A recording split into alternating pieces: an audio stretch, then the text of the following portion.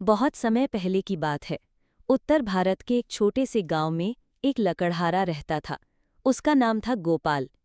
गोपाल बहुत गरीब था। उसके पास न कोई खेत था, न घर में कोई जानवर। रोज सुबह वो अपनी पुरानी कुल्हाड़ी लेकर पास के जंगल में जाता, सूखी लकड़ियां काटता और उन्हें गांव के बाजार में बेचकर 2 वक्त का खाना जुटाता। गोपाल मेहनती था, लेकिन किस्मत हमेशा उसका साथ नहीं देती थी।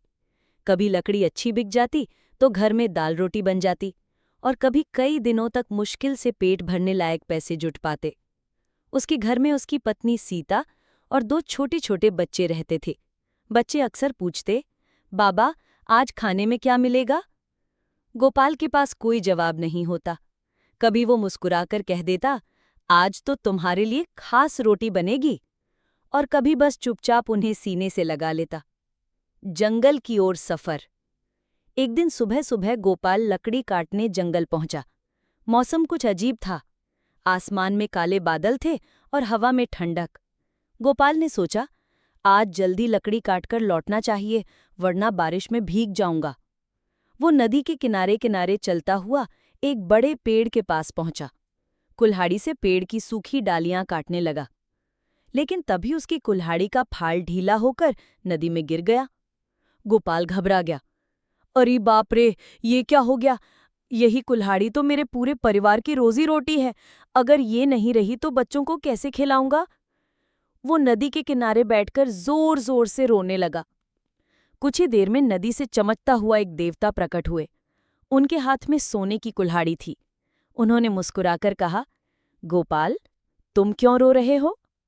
गोपाल ने हाथ जोड़कर कहा, हे देव, मेरी पुरानी लोहे की कुल्हाड़ी पानी में गिर गई। उसी से मैं लकड़ी काटता था। वही मेरे परिवार का सहारा थी। अब मेरे बच्चों को कौन खिलाएगा? देवता ने नदी में डुबकी लगाई और एक सोने की कुल्हाड़ी लेकर बाहर आए। क्या ये तुम्हारी कुल्हाड़ी है? उन्होंने पूछा। गोपाल ने देखा और तुरंत सिर हिला दिया। नहीं महाराज, ये मेरी नहीं है। मेरी तो बस साधारण सी कुल्हाड़ी थी।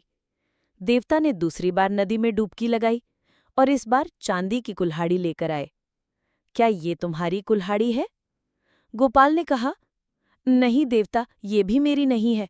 मेरी तो बस साधारण सी कुल्हाड़ी थी। तीसरी बार देवता नदी में उतरे और जब बाहर आए तो उनके हाथ में वही पुरानी जंग लगी लोहे की कुल्हाड़ी थी। क्या यही तुम्हारी कुल्हाड़ी है? गोपाल की आंखों में चमक आ गई। उसने खुशी से हाथ जोड़कर कहा, हाँ, यही मेरी कुल्हाड़ी है महाराज। देवता उसकी सच्चाई से बहुत प्रसन्न हुए। उन्होंने कहा, गोपाल, तुम्हारी ईमानदारी देखकर मैं खुश हूं। इसलिए ये तीनों कुल्हाड़ियां, सोने, चांदी और लोहे की, सब तुम्हें उपहार में देता हूं। खुशहाल जीवन। गोपाल ने देवता को धन्यवाद दिया और घर लौट आया। उसने चांदी और सोने की कुल्हाड़ियां बेचकर अच्छा खासा धन कमा लिया। अब उसके घर में कभी भूख नहीं रही। उसने बच्चों को अच्छे कपड़े दिलाए, पत्नी सीता को आराम दिया और गांव के गरीब लोगों की भी मदद करने लगा। गांव का लालची लकड़हारा। लेकिन गांव में एक और लकड़हारा रहता था, रामलाल। जब उसे ये कहानी पता चली तो उसकी आंखों में लालच आ गया। उसने सोचा, अगर मैं भी अपनी कुल्हाड़ी नदी में गिरा दूं तो देवता मुझे भी सोने चांदी की कुल्हाड़ी देंगे। अगले दिन वो नदी पर गया और जानबूझकर अपनी कुल्हाड़ी पानी में फेंक दी। फिर जोर जोर से रोने लगा। नदी का देवता फिर प्रकट हुए। उन्होंने पहले सोने की कुल्हाड़ी दिखाई। रामलाल ने झट से कहा, हाँ हाँ, यही मेरी कुल्हाड़ी है। देवता नाराज हो गए। तुम झूठे और लालची हो। न तो तुम्हें सोने की कुल्हाड़ी मिलेगी, न चांदी की, और न ही तुम्हारी पुरानी लोहे की कुल्हाड़ी। जाओ, अब खाली हाथ लौटो। रामलाल पछताता हुआ घर लौट आया। उसके पास न कुल्हाड़ी रही, न काम।